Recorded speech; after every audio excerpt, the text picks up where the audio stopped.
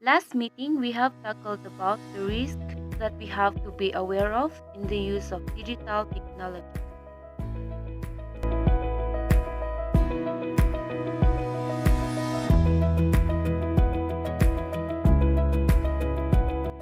Technology is a phenomenon that seems to be uncontrollable.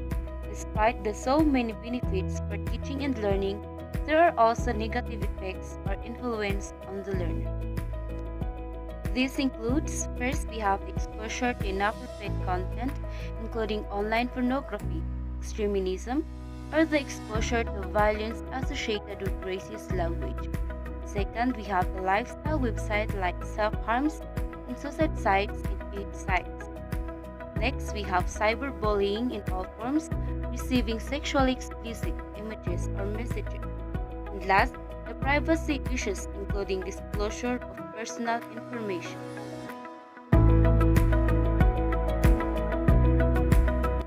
Also includes the following: the health and well-being or amount of time spent online, internet gaming, and many more.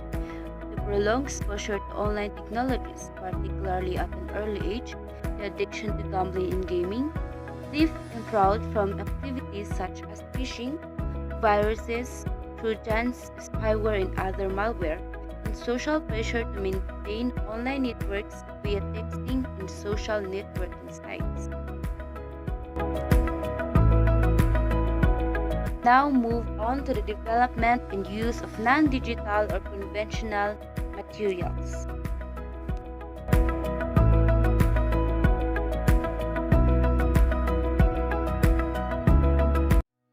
But then, what is instructional materials? It is defined as print and non-print items that are listed to impact information to students in the educational process. The teachers need instructional materials to enhance teaching and learning. It also refers to the human and non-human materials and facilities that can be used to ease, encourage, improve, and promote teaching and learning activities. Instructional materials are the supplementary materials which help the teacher to make his or her presentation concrete, effective, interesting, meaningful, and inspiring.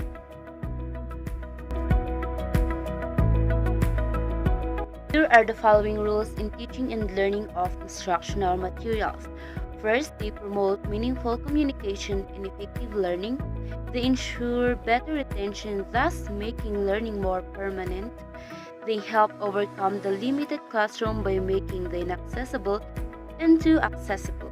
They provide a common experience upon which late learning can be developed, and they encourage participation, specifically if students are allowed to manipulate materials used.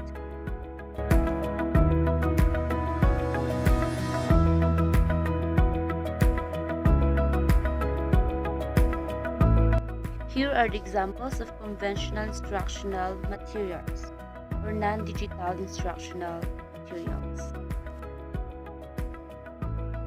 First, we have the diorama. It will make the classroom to be creative and innovative. It is a small scene created of layers of materials, all depicting a similar concept or theme. It is a fun way to build an exciting scene in a small space, and they usually display a historical time period, a nature scene, or a fictional situation.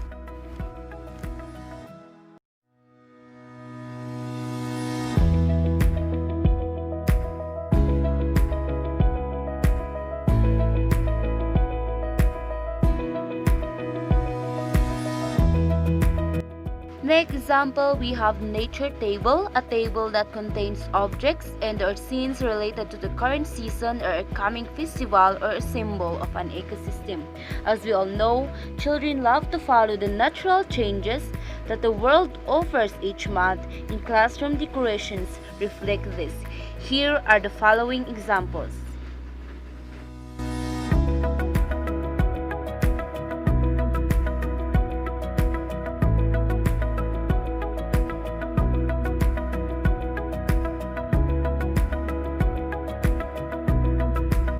Third, we have the writing board, which can display information written with chalk, which is chalkboard or blackboard, or special pens referring to whiteboard.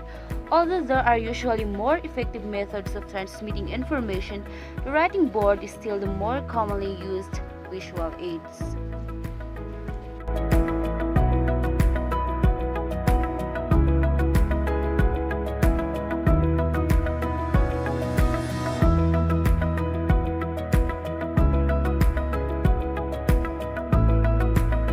Suggestions in using the writing board. First, we have to keep the board clean to make sure that what you have wrote is readable, especially when you have bad handwriting. And use chalk or pens that contrast with the background of the board so that students can see information clearly. Example, we use either blue, red, and black pens in the whiteboard to make it more visible. Make text in drawings large enough to be seen from the back of the room. Make the font size appropriate from the front until to the back. Prepare complex drawings in advance. This is to avoid consuming time of the class.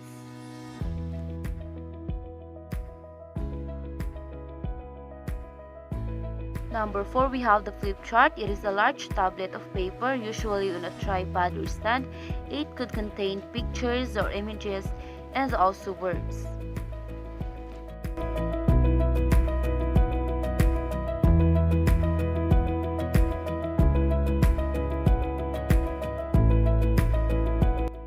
The given suggestions on using flip chart will help you attract students who prefer to read rather than listening.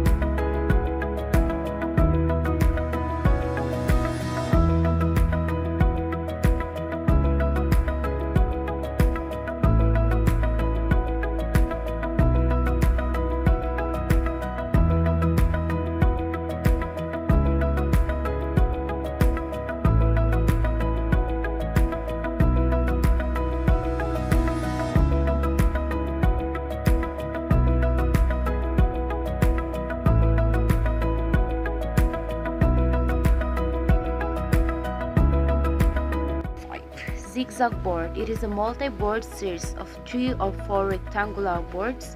They are joined together along the sides by hinges so that they can easily folded up and carried. Each board can be of a different type, for example, a whiteboard, a chalkboard, a flannel board, and so on. The size of the board for the zigzag multi-board depends on what you want to use for them.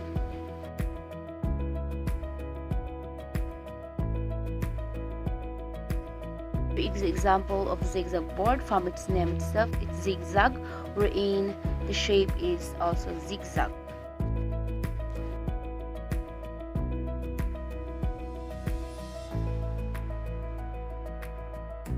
Next, we have the wall display.